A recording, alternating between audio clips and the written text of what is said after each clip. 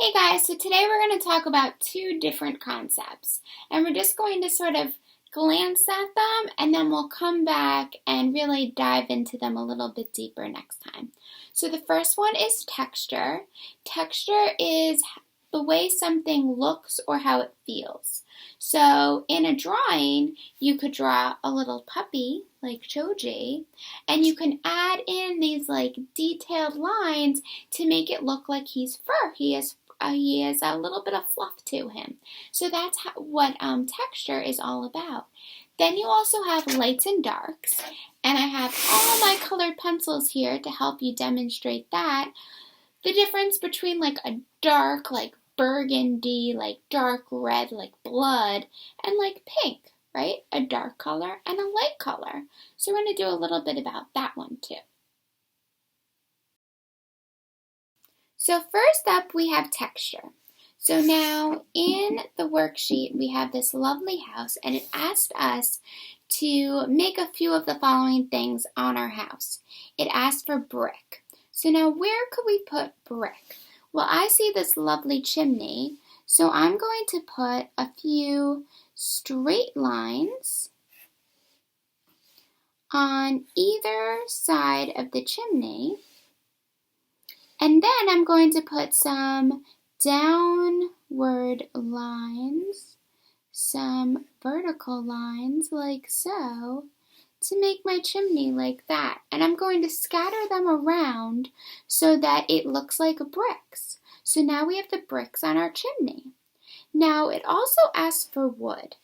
I see this lovely door, so I'm going to put some wood on this door.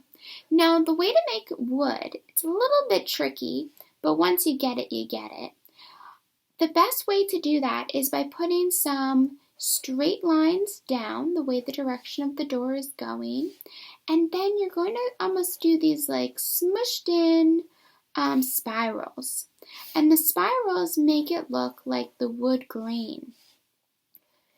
So if you just put a few of those and then a few smushed in spirals like so, and then your vertical lines can go sort of around the wood circle grains. And there you go. So now you have a wood door.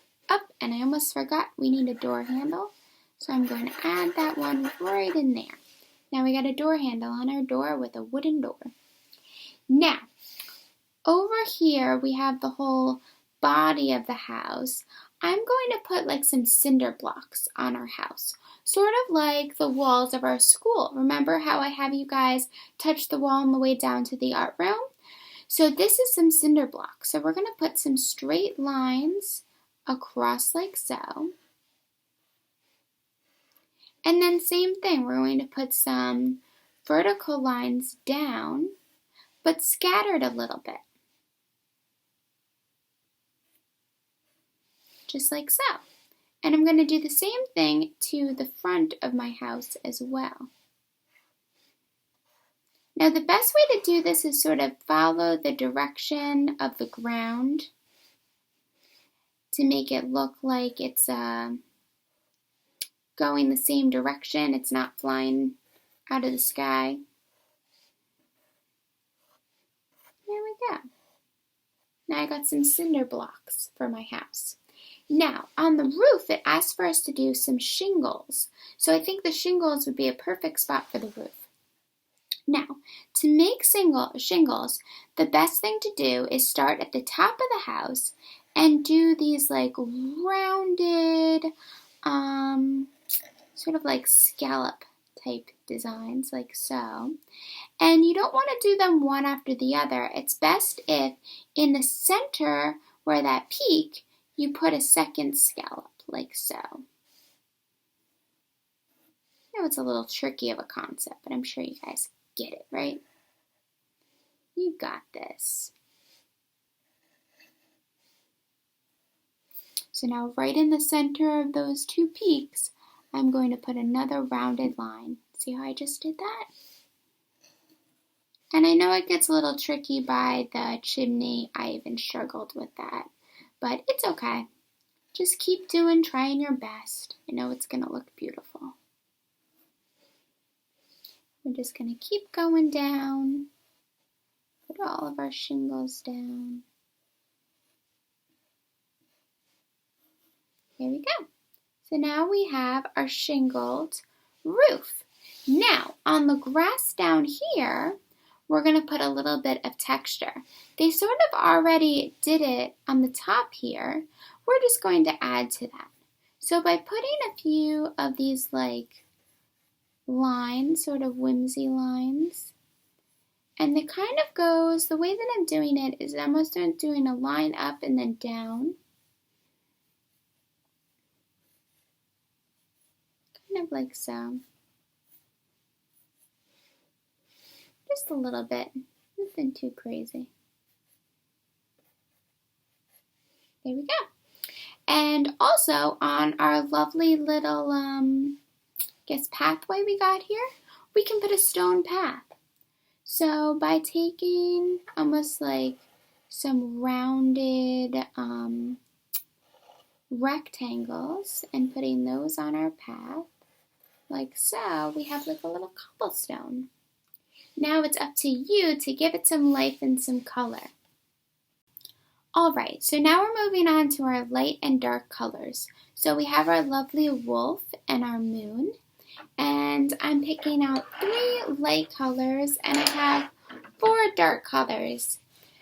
And our light colors are this like light peachy color, a light yellow,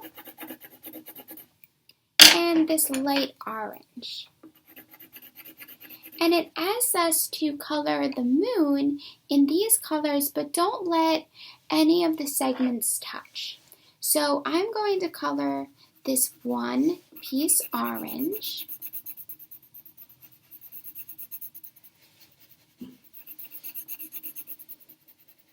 But then I'm going to color this one and this one yellow, and then I'll color the ones in between these two this peach color.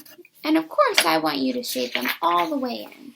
But this is just to give you an example of how the orange is here, but I didn't color any of these sections orange. I colored this one yellow and this one yellow with some peach in between, and that makes it so that orange is not touching another orange. Now for our dark colors, I'm going to color the sky blue,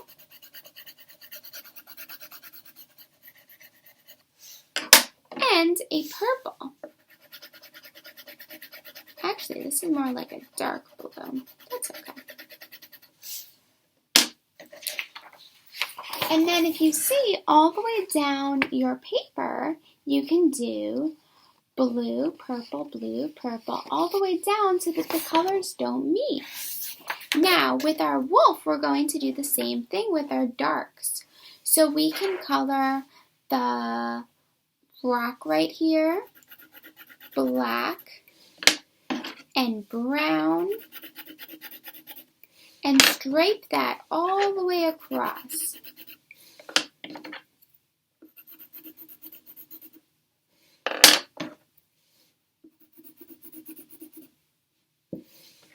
Now, when it comes to its legs, since we don't want the same color down here to touch this color, we could do this dark blue again. And that makes it so that the colors don't touch. Like so. So we have our darks on the rock and on the wolf and all around. And we have the lights just in the moon. Now when this is finished, this is really going to pop. So I can't wait to see it.